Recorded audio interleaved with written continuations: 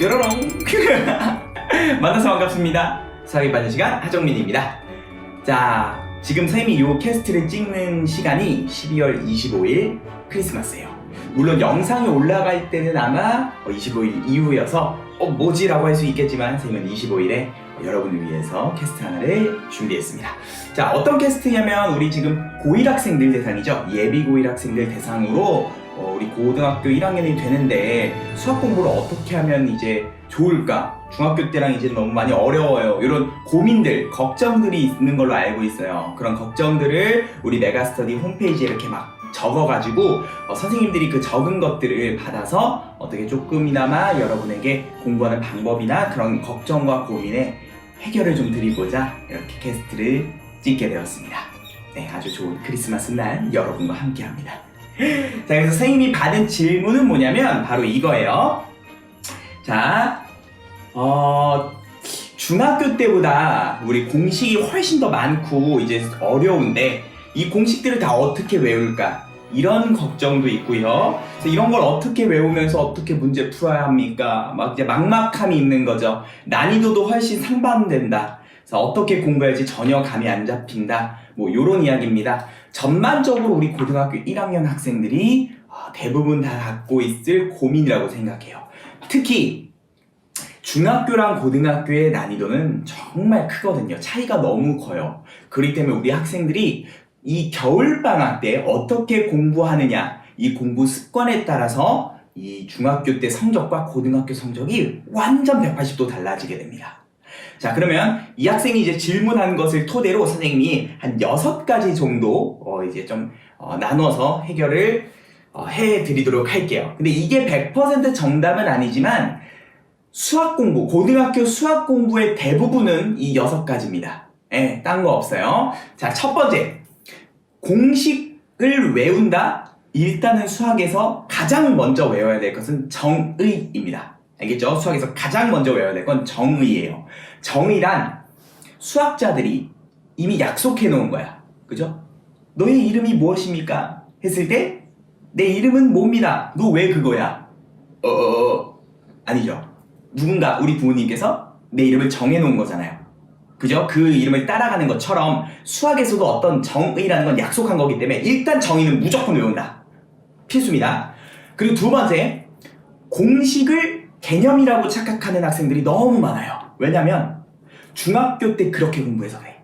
중학교 때는 공식만 외우면 대부분 문제가 풀려요. 대부분 문제가 풀려. 하지만 고등학교는 아닙니다. 고등학교는 공식이 개념이 절대 아니에요. 그래서 공식을 달달달 외워봤자 너는 6등급입니다. 아시겠죠? 6등급이에요. 선생님 무슨 말이에요? 공식을 외우는 게 아니라 공식은 자연스럽게 외워지는 거예요. 선생님 그러면 뭘 외워야 돼요? 정의. 일단 정의. 그럼 공식은 어떻게 해요? 공식은 정의나 성질로부터 우리가 선생님들이 이렇게 막 설명해 줄 거죠. 이 공식이 어떻게 나오는지. 그 원리들을 공부하셔야 돼요. 원리들을 따라서 쓰면서 여러분이 직접 유도하시는 거예요. 그 과정이 한 번 하는 학생과 안 하는 학생들은 천지 차이입니다. 아시겠죠? 그러니까 공식을 외운다라기보다는 공식이 도출되는 과정을 공부한다. 이게 정말 중요해요. 중학교 때는 이런 걸 안 했거든. 하지만 고등학교에서는 필수입니다. 아시겠죠? 그리고 또 우리 난이도에 대한 이야기가 있어요. 학생들에게. 이 난이도에 대한 차이는 이렇게 접근하면 돼요. 처음에는 개념을 공부하셔야 돼요. 아까 말했어요? 개념은 공식이 아니에요. 공식이 유도되는 과정들을 공부하는 것, 이건 개념의 일부입니다. 그래서 이 개념이란 뭔가요? 개념은 그런 유도되는 과정, 공식, 성질 이런 게 단원마다 되게 많죠. 예를 들어 봅시다. 우리 항등식이라는 단원을 볼게요. 우리 예비고일이니까 항등식은 그래도 선행을 한다면 앞쪽에 나오는 부분이니까 우리 학생들 다 알 거예요. 항등식이 무엇입니까? 네, 여러 가지 질문하는 거예요. 이때 우리 머릿속에서 항등식이란 하면서 항등식은 어떤 문자가 포함된 식에서 그 문자에 관계없이 항상 성립하는 등식입니다를 여러분이 말할 수 있으면 돼요. 항등식과 비교되는 게 뭐죠? 방정식이요. 지금 이렇게 대답을 할 수 있어야 돼요. 방정식이요. 방정식은 뭐죠? 어떤 등식에서 특정한 문자가 특정한 값일 때만 성립하는 식이요. 등식이요. 이렇게 차이점을 구분하면서 낼 수 있어야 돼요. 누가? 여러분이 이 정도로 설명하면서 복습이 이루어져야 돼요. 이렇게 누군가에게 말할 수 있어야 돼요. 그러면 이와 쭉 동일한 맥락으로 항등식의 성질들이 있죠. 그 성질들이 어떻게 나오는지 여러분이 뇌에 있어야 돼요. 이 뇌에 있어야 돼, 그게. 그러면서 마지막 마무리. 그러한 필수적인 문제들이 뭐가 있었지? 그죠? 흔히 얘기하는 우리 문제집에서 필수 예제라는 게 있죠. 필수 예제까지 떠올라야 돼요. 예, 이게 일단 개념입니다. 쌤이 생각하는 개념이란 어떤 단원에서 여러분이 단원을 학습했으면 그 단원의 개념은 일단 다 머릿속에 있어야 돼요. 그럼 암기 아닌가요? 아니, 내가 외워야지 하고 외우는 게 아니라 자연스럽게 외워지게 되는 거예요. 이거를 문제를 많이 풀다 보면 그 문제가 자연스럽게 외워지는 현상. 이거를 이제 선생님들 사이에서는 체화라고 부르거든요. 암기가 맞긴 하는데 이 암기가 그냥 억지로 외우는 것이 아니라 너무 자연스럽게 외워지는 과정이에요. 이게 개념이에요. 그러니까 전반적으로 통으로 우리 머릿속에 기억이 돼야 돼요. 근데 이건 외우려고 하는 게 아니라 외워지는 것이다. 너무 많이 봐서. 그래서 필수 예제까지 떠오르고 나중 되면 학생들이 이제 시험 기간 때 되잖아? 어떤 일이 벌어지냐면 이런 것까지 학생들이 얘기할 수 있게 돼요. 이 항등식에서 출제된 모의고사 기출문제들까지. 아, 그거 이런 모의고사 문제가 있었잖아. 그거 풀이는 이런 식으로 됐잖아. 하도 많이 봐서 항등식이랑 묶어서 전반적인 문제까지 다 떠오르는 거예요. 이 공부를 하셔야 돼요. 정말 어렵죠. 중학교 때 해본 적이 없거든요. 자, 그래서 공식은 개념이 아닙니다. 개념이란 우리가 한 단원에 대해서 그 단원의 모든 것들이 다 설명될 수 있으며 기본적인 예제들까지 다 떠오를 수 있으면 이게 개념입니다. 이게 돼야지만 난이도 어려운 문제를 접근할 수 있는 힘이 생겨요. 아시겠죠? 요 공부를 어떻게 해야 되느냐, 이제 이게 중요한 거지. 선생님 알았어요. 난 개념이 이제 그런 걸 안 하는데 이제 어떻게 공부해야 됩니까? 이거예요. 그래서 약속을 하나 하셔야 돼요. 여러분이 고등학교 수학을 잘하고 싶으면 그날 배운 건 그날 복습하시는 거예요. 아시겠죠? 그날 배운 건 그날 복습한다. 잊으면 안 돼요. 그날 배운 건 그날 복습한다. 그럼 어떻게 복습하느냐? 우리가 배웠던 거 선생님 수업을 듣던 다른 선생님 수업을 듣던 학원을 가든 그날 수업이 끝났어. 그러면 애들이 중학교 때 공부 방법 때문에 바로 그냥 문제 푼단 말이야. 아웃도. 다시 처음부터 개념책 딱 피고 제일 좋은 건 A4 용지에 다시 한번 따라 적으면서 말로 내뱉으면서 복습하는 게 좋은데 이게 좀 선생님 이거 좀 그런데 싫은데 라는 학생들도 많아요. 그렇기 때문에 어쨌든 머릿속으로라도 한 번은 생각하면서 되새김 하세요. 아, 이런 건 이거였지. 그럼 여기서 파생되어지는 문제들은 이런 거였지 하면서 문제도 한 번씩 다시 푸셔야 돼요. 3시간 수업을 하면 복습하는 데 소요되는 시간은 1시간 반에서 2시간이 걸려야 정상입니다. 알겠죠? 꼼꼼하게 복습하세요. 그 다음 문제를 풀러 가시는 거예요. 그러면 이 복습이 잘 이루어지면은 기본적인 어떤 시중 참고서에 있는 문제집이 있잖아요. 그러면 한 B스텝 정도까지는 풀릴 겁니다. 그러면 이제 그 다음이 문제죠. 어려운 난이도의 문제들은 어떻게 합니까? 이게 사고력이 좀 증가되어 있는 학생들은 바로 풀리는 학생들이 좀 있는데 대부분 중학교 학생들은 안 되는 경우가 많아요. 그럼 처음에 어려운 문제를 딱 만났을 때는 포기하게 되거나 바로 답을 펴요. 예? 처음은 안 풀리게 뻔해요. 장담합니다. 못 풀어요, 처음에는. 예, 못 푸실 거예요. 그럼 어떻게 하냐?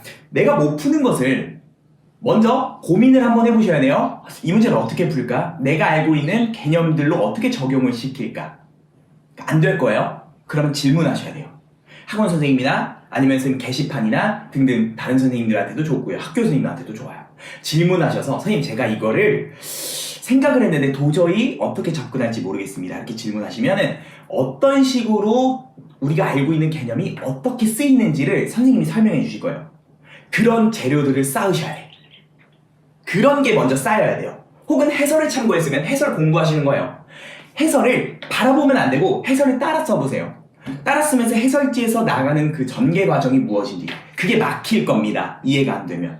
그러면 그 부분을 또 질문하는 거예요. 제가 해설의 이 부분은 이해가 되는데 그 뒤가 이해가 안 됩니다. 왜 해설은 이렇게 서술했는지 이런 생각들을 알려주십시오. 그 생각을 공부하셔야 돼요. 이게 처음에 되게 어려워요. 처음이 되게 어려워. 근데 하다 보면 고등학교 수학은 비슷비슷해요. 생각의 흐름이 크게 막 정말 뭐 독창성 있게 있는 문제들도 있지만 그런 건 시험에 잘 안 나와요. 특히 수능 같은 시험에는 그런 독창적인 것보다는 개념들이 모여서 우리가 정말 종합적인 사고를 할 수 있는지 그런 걸 묻기 때문에 고등수학의 목표예요. 그러니까 여러 가지 개념들을 모아서 우리가 어려운 문제들을 그 개념의 종합적인 사고로 이루어집니다. 그 사고가 엄청 다양하지가 않아요. 그러니까 처음에 공부할 때 아주 기본적인 B스텝까지는 당연히 푸셔야 되고요. 그 이후에 막 선행하지 말고 좀 어려운 문제들도 한번 공부해보세요. 이번 방학 때 시간이 많잖아.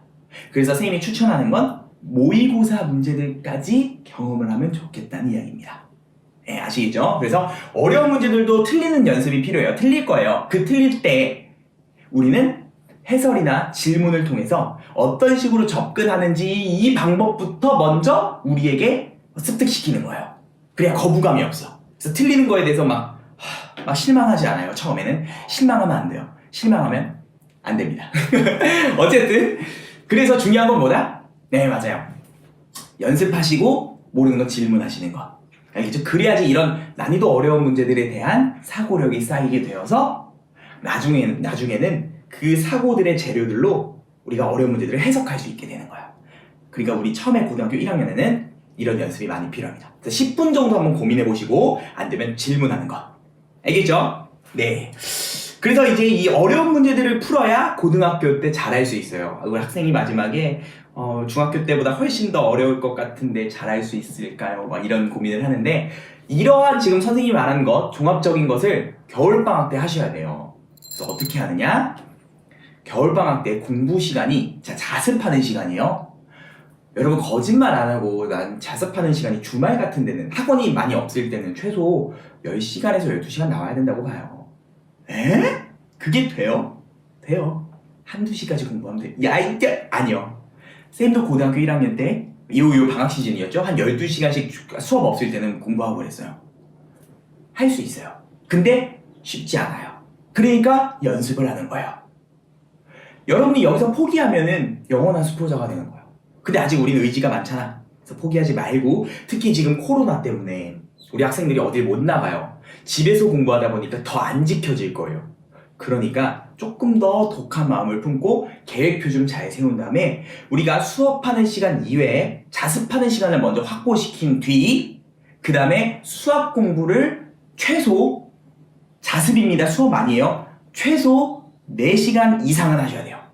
약속하는 거요. 그날 배운 건 그날 복습하시고요. 특히 틀린 문제들은 일주일, 그 주 주말에 한 번 더 풀고 그 다음 주에 더 푸세요. 알겠죠? 그래서 적어도 3번 복습하셔야 돼요. 아시겠습니까? 그날 내가 틀렸어.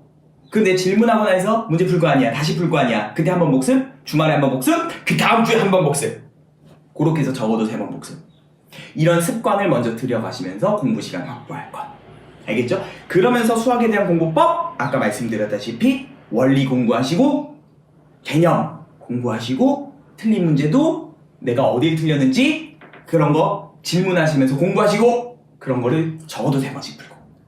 아시겠습니까? 그 과정이 이루어지지 않는다면 고등학교 수학은 어려져요. 하지만 선생님 정말 많이 봤어요. 중학교 때 못했는데 고등학교 때 잘해진 케이스 정말 많이 봤고요. 고등학교 1학년 때 꾸역꾸역 했는데 잘 안 됐어요. 이번에 선생님이 지금 학교 이제 기말고사 이제 선배들이 봤을 거 아니에요? 그 학생들 중에서 고등학교 1학년 때까지는 정말 힘들다가 막 성적도 잘 안 나오다가 근데 결국은 100점은 맞고 전교 1등 하고 막 그런 학생들이 많아요. 그러니까 여러분도 할 수 있어요. 처음이 힘든데 이 힘듦을 누구보다 꾸준하게 가는 게 제일 중요해요. 중학교 때랑 고등학교는 완전 심합니다. 차이가. 그렇기 때문에 여러분이 어떤 마음을 갖느냐에 따라서 여러분의 성적이 바뀌실 거예요. 선생님이 이렇게 말하는 것들 누군가는 이 말을 듣고서 변화할 건데 누군가는 너무 당연한 소리잖아 하고서 그냥 지나칠 수도 있어요. 근데 이 당연함을 못해서 문제예요. 성실하게 끝까지 가는 사람이 이깁니다. 아시겠죠? 그럼 산타크로스가 선물 줄 거예요. 어쨌든 네, 선생님이 그래서 여러분의 이 걱정과 고민들이 있는데 이거는 근데 고등학교 3학년 때까지 걱정하고 고민하게 되더라고요. 고등학교 수학이 너무 어렵고 공부하기 모른다는 거. 근데 대부분 선생님들이 하는 얘기는 다 똑같아요. 지금 선생님이 한 얘기 있죠? 이 말을 벗어나진 않아요, 크게. 그러니까 빨리 정신 차리고 이 공부 방법이 이게 되겠어? 라는 생각이 들겠지만 나중에 돼요. 결국 돼요. 믿고 가시는 거예요. 여러분 믿고 끝까지 가시는 거예요. 그래서 여러분이 지금 굉장히 힘든 상황 속에 처해 있지만 그럼에도 불구하고 시간은 흘러가고 그럼에도 불구하고 시험이라는 건 존재해요. 그렇기 때문에 누가 더 빨리 마음을 잡느냐 이 싸움인 것 같아요. 선생님이 이렇게 주저리주저리 말을 했는데 이런 것들을 여러분이 잘 새기면서 내가 이렇게 한번 공부해봐야겠다. 그래서 좀 변화했으면 좋겠습니다. 아시겠죠? 이외에 또 궁금한 사항들이 있으면은 선생님 질문 게시판에 오셔서 좀 이렇게 선생님 좀 더 구체적으로 이렇게 계획 짜는 거 도와주세요 이런 식으로 등등 여러 가지 고민들 올려주시면은 선생님이 친절하게 답변해 드리겠습니다. 아시겠죠? 자, 그래서 우리 걱정 고민됐던 것들이 조금 한시름 놓아졌으면 좋겠고요. 우리 이제 내년에도 이제 예비 고1 되니까 고등 수학 상하 등등 이외의 과정까지 여러분 열심히 공부하셔서 원하는 대학교, 그다음 원하는 성적 맞았으면 좋겠습니다. 자, 그러면 쌤은 이제 크리스마스에 이 캐스트를 종료하고 맛있는 밥을 먹으러 가겠습니다. 자, 그러면 공부 열심히 하시고 화이팅 하세요. 안녕.